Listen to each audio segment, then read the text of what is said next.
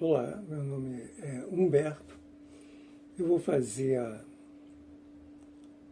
um comentário, vou comentar o livro A Vida Além da Sepultura, um livro psicografado pelo médium Hercílio Maes, lá em 1957. Tá? Daqui a 2 anos vai fazer 70 anos. E foi idealizado pelo espírito de Ramatiz. Mas é um relato de um espírito chamado Atanagildo, do qual o Ramatiz é mentor, que já tiveram encarnados, né, em uma mesma existência aqui no planeta Terra, por várias vezes. Bom, desta forma, em várias situações em que está sendo feita a transmissão mediúnica ao médium Hercílio Maes, Ramatiz se faz presente a fim de fazer certas correções, certos ajustes das ideias, o mesmo expressar de uma forma mais adequada a transmissão dos pensamentos de Atanagildo. Esta obra trata da vida dos espíritos desencarnados no mundo astral. Ele relata aqui minúcias de fenômenos ocorridos durante o desencarne, que neste livro foi mencionada a encarnação aqui no Brasil, visto que estes dois espíritos já tiveram oportunidade de reencarnarem em outros países aqui no planeta Terra.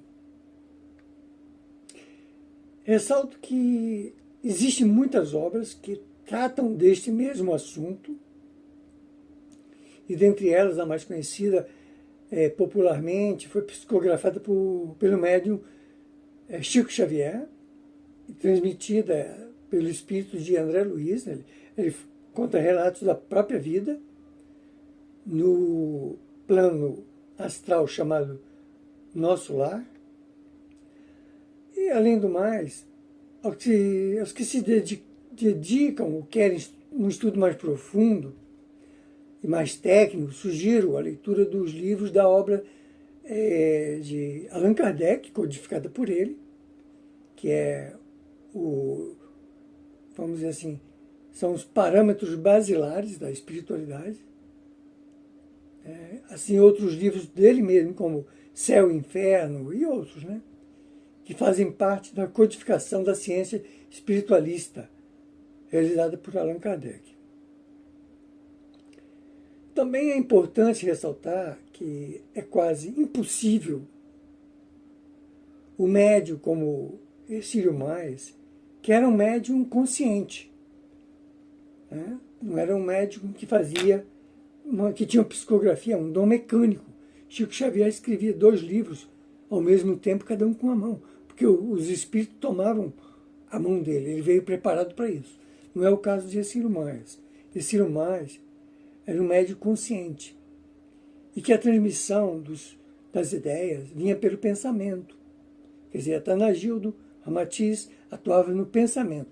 Tinham que passar pelo cérebro do médium, ficava sujeito a que algumas ideias não ficassem especificamente ajustadas às dos espíritos, na hora da transmissão, né, que estavam no mundo espiritual. E até algumas palavras do médium poderiam não corresponder aos pensamentos dos espíritos, desses espíritos comunicantes.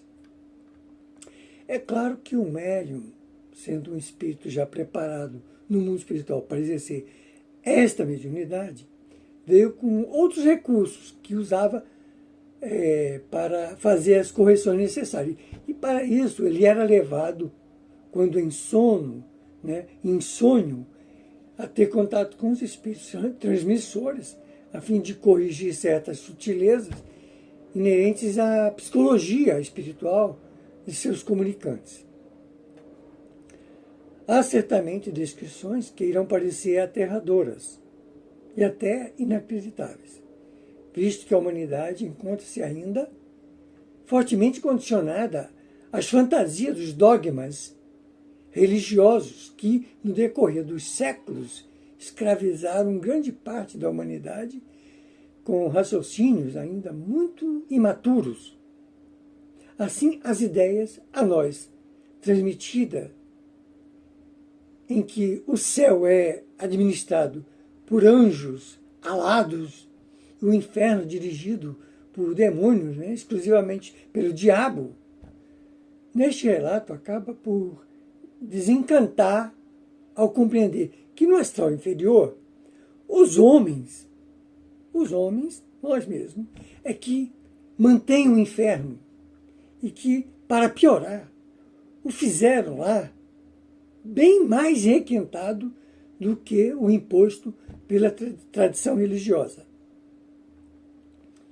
E o que se torna mais grave é que este relato extingue as ideias até espiritualistas, de certos espiritualistas, de que após a morte do corpo viveremos apenas mergulhado num estado íntimo de completa introspecção espiritual, quando na realidade, como já disseram outros espíritos, e em uma transmissão mediúnica sintetizou dizendo que a morte do corpo é apenas uma mudança do espírito para um apartamento, um outro apartamento.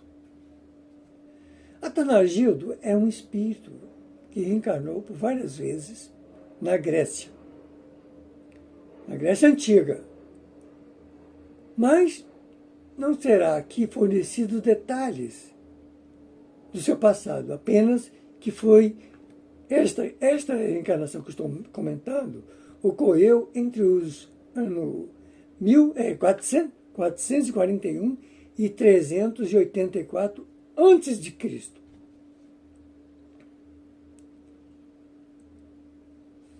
E vamos pedir ao nosso Pai Eterno e ao Cristo Planetário que nos abençoe nesta empreitada de transmissão deste conhecimento, do qual não tenho a menor pretensão de ser portador do dono da verdade, porque, na verdade, a verdade só o Cristo e o Pai Eterno a conhecem por completo.